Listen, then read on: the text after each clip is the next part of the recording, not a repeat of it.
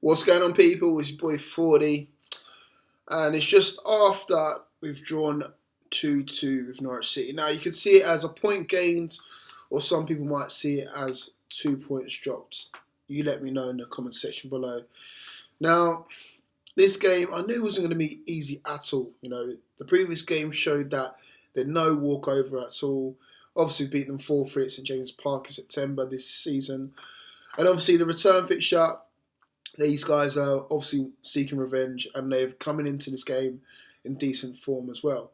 Newcastle United, on the other hand, quite similar. Obviously, we're top of the table, still remain top of the table nonetheless.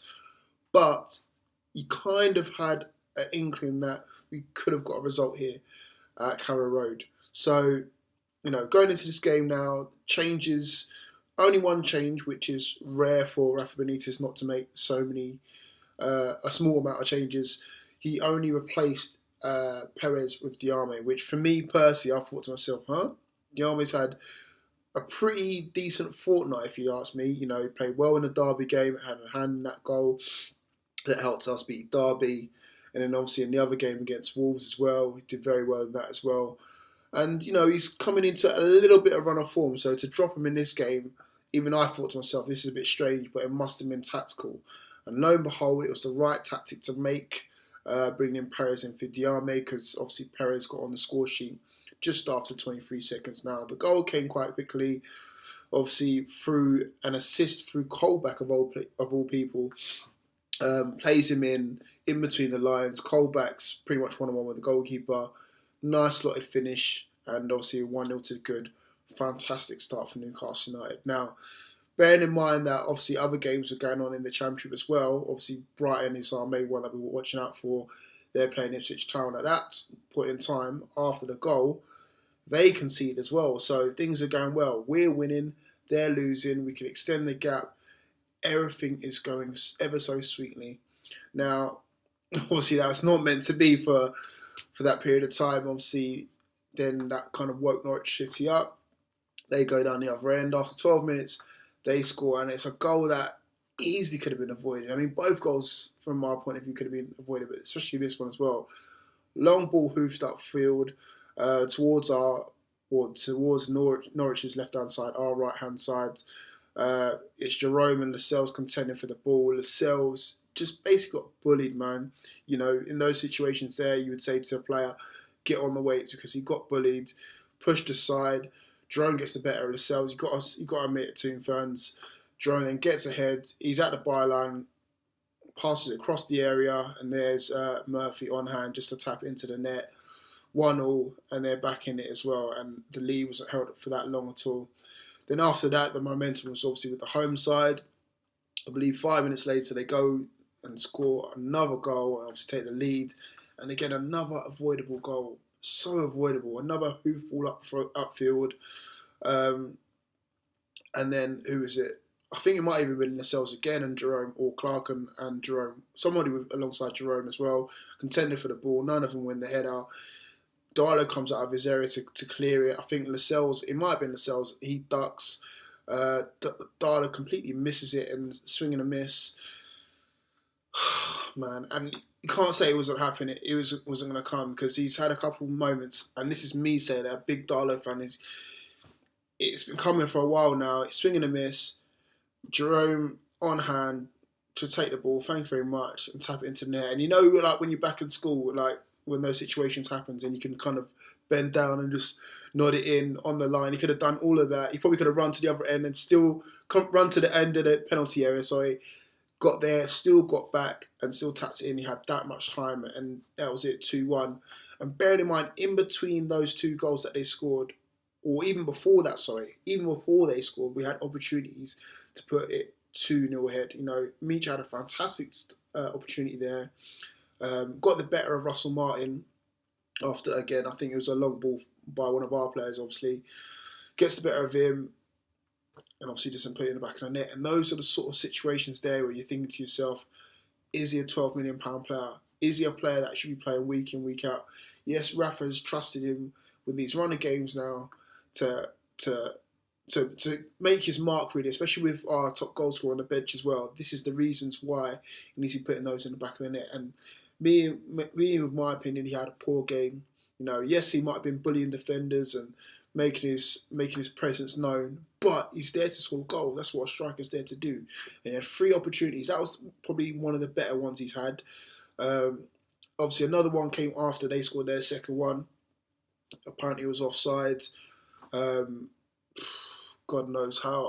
I'm still baffled about this one as well. It was offside apparently. Guthrum puts in the back of the net afterwards, but it was offside. And there you have it there. It was 2-1 going into half-time. Half-time changes around. No changes are made. We're still on the offensive. I believe all of our chances, all the best chances in the second half fell to us. Mitra had 2 more. One off the post. Another one well saved by the keeper. But again, for me, that header should have been going in, not straight at the keeper. We eventually get the second goal. Obviously, bearing in mind that we're throwing everything, literally everything but the kitchen sink. In fact, even the kitchen sink as well. We made changes. Atsu came on. Diame came on in central midfield. Atsu came on as well. We was going for it as well. And eventually we got the breakthrough. Ball out, I believe. I think it started from a shoulder free kick. Dummett plays it out. It somehow falls to Perez, who gets an assist. Perez out on the right hand side, flings the ball in.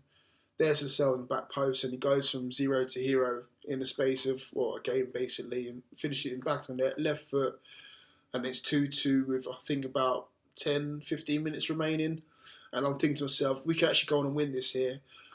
2 more opportunities that fell to 2 of our better players. Shelby one.